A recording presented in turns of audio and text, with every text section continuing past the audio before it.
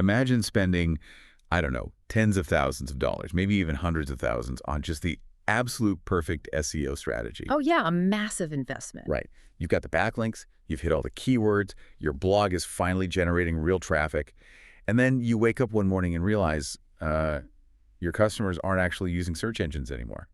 Which is happening right now. It is. They aren't typing those disjointed keywords into a search bar and scrolling through blue links. They're talking directly to AI. They're asking these complex conversational questions to answer engines. And, to those answer engines, despite all your SEO spend, your brand is just completely invisible. Totally invisible. It is honestly the single most terrifying realization a marketing team can have right now. The entire paradigm of how a brand gets discovered online is fracturing, and it's happening incredibly fast. Yeah, overnight almost. Exactly. We are moving from search engine optimization to answer engine optimization, or AEO. And for you, the listener who shared your research with us for today's deep dive, this shift is clearly top of mind. It definitely is. The sources you provided, they point straight to the bleeding edge of this transition. We're specifically looking at a new feature from HubSpot that claims to solve, the most agonizing part of this whole AEO puzzle. Which is a bold claim. Very bold. They are essentially promising to bridge the gap between realizing you're invisible and then instantly generating the exact structural content needed to fix it.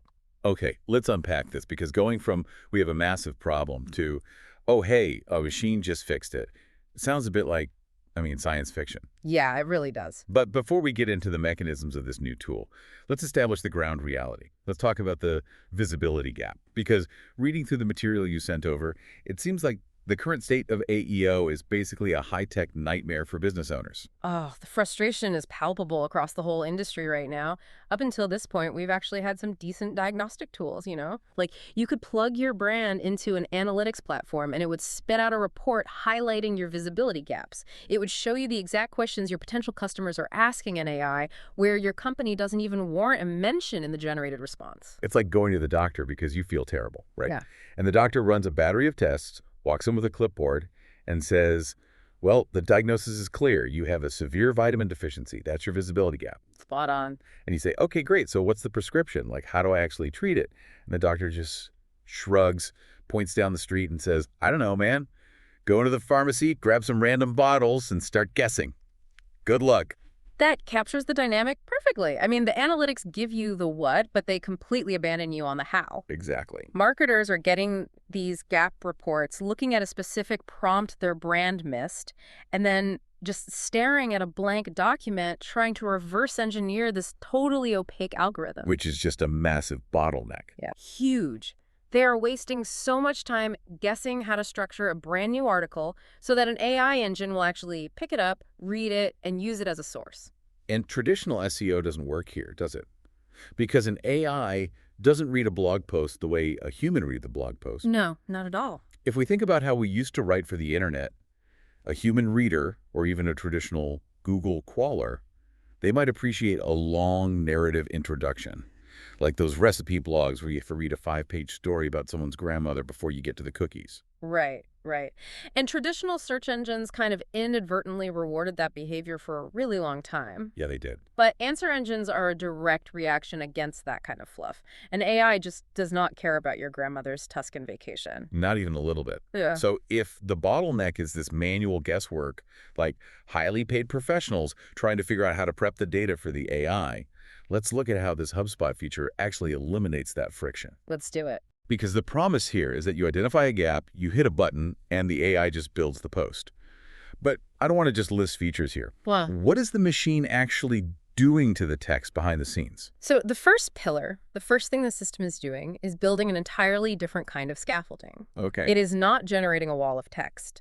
It fundamentally structures the content specifically for AEO, so the AI can easily extract the data. Scaffolding. Yeah. What does that actually look like in practice? Are we talking about hidden code, or is it how the text itself is ranged? It's a bit of both, actually, but predominantly it's about the hierarchy of the information.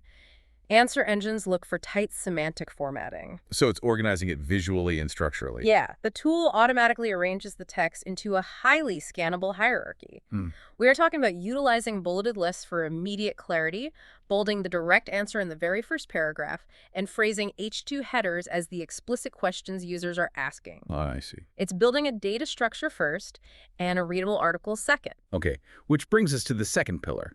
And this leads to a massive shift in how the AI understands what it's reading. Yes. Pillar 2. Entities and comparison framing. This is really the heart of AEO. Wait, hold on. Entities in comparison framing sounds like intense tech jargon. What does this actually mean in plain English? Fair enough, yeah. Let's break it down. In the context of AI, an entity is just a specific thing or concept. Okay, like what?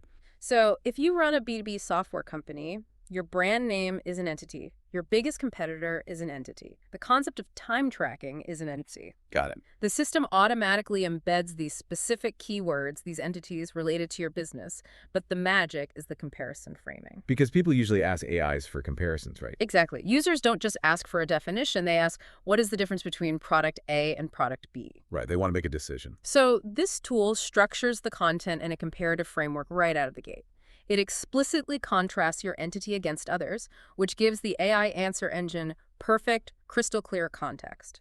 Oh, wow. So you're basically doing the AI's homework for it. You remove the computational friction. Precisely. You hand it the exact logic it needs to recommend you. Okay, so that's the structure and the entities. What's pillar 3? Pillar 3 is tracked prompt intent. Intent. Yeah. The system ensures the generated content directly aligns with the actual prompts or questions users are typing into the search. Meaning it's not just keyword stuffing anymore. Far from it.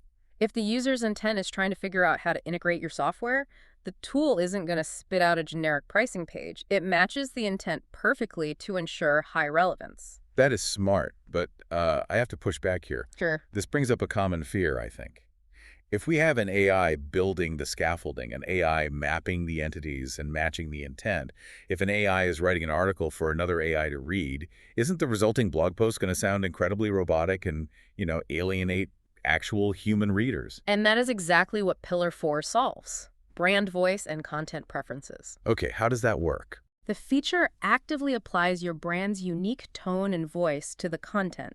So the AI handles the heavy lifting of the structural AEO formatting, but it wraps that data structure in your specific brand voice. So it doesn't sound like a machine wrote it. Exactly. It ensures the output is still engaging for a human who actually clicks through the citation link. Okay, so what does this all mean? Like, for the listener who actually wants to log in and use this tool right now, how do they do it? Well, there is a crucial prerequisite before you do anything. Okay, what is it?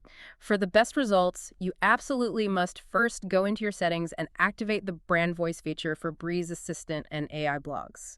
If you skip that, you risk getting that robotic output you were just worried about. Good to know. Turn on brand voice first. Then what's the actual workflow? Like, walk me through the clicks. It's shockingly simple. Step 1, you navigate to HubSpot's AEO tool and click the Recommendations tab. Okay, Recommendations tab. Step 2, you look for recommendations specifically tagged with the blog content channel.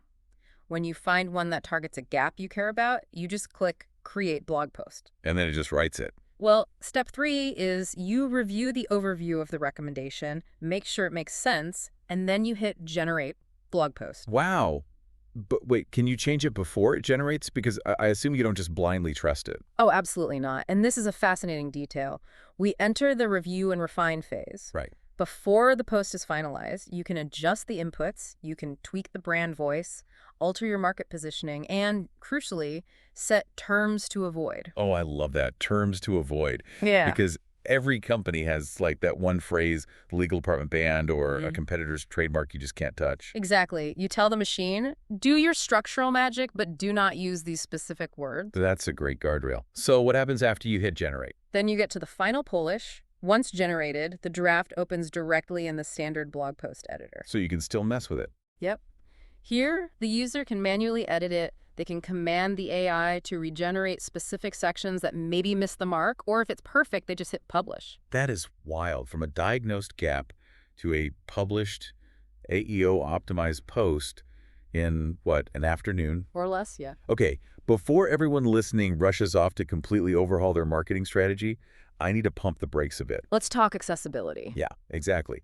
Who actually gets the keys to this new tool? Because I'm guessing this isn't just on the free tier. No, definitely not. To access this, you need specific HubSpot packages. You have to be on either Content Hub Professional or Enterprise. Okay, Or you need Marketing Hub Professional or Enterprise. so it's an enterprise-level investment. It is. And there's some fine print we need to explicitly note. This feature is currently in beta. Ah, beta. So it's still evolving. Very much so. Users must agree to the HubSpot beta terms to opt in. Which makes sense because the rules of AEO are constantly shifting as AI models update. The tools have to remain experimental. It's an arms race, really. And it truly is. Well, looking at everything we've unpacked today, I think we can synthesize a pretty clear theme from the listeners' sources. In this modern era of AI search, survival basically depends on two things. Speed and structural accuracy. Exactly. And this new feature seems to merge both, transforming those raw insights about where you're invisible into immediate, tangible business impact. It's the ultimate translation layer. Truly. So, to you, the listener who provided such timely and actionable notes for today's deep dive, thank you. This is exactly the kind of shift we all need to be paying attention to. Absolutely. Though, I do want to leave you with a lingering question to ponder on your own. Oh, lay it on us. As marketing evolves into this landscape where AI tools are optimizing content specifically for AI answer engines to read and then summarize for humans, you have to ask yourself, where does raw, messy human creativity actually fit into the future of brand discovery? Wow, that is the million-dollar question, isn't it? We finally found the perfect prescription, but the machines are running the pharmacy. Well, that's a lot to think about. Thanks for diving deep with us.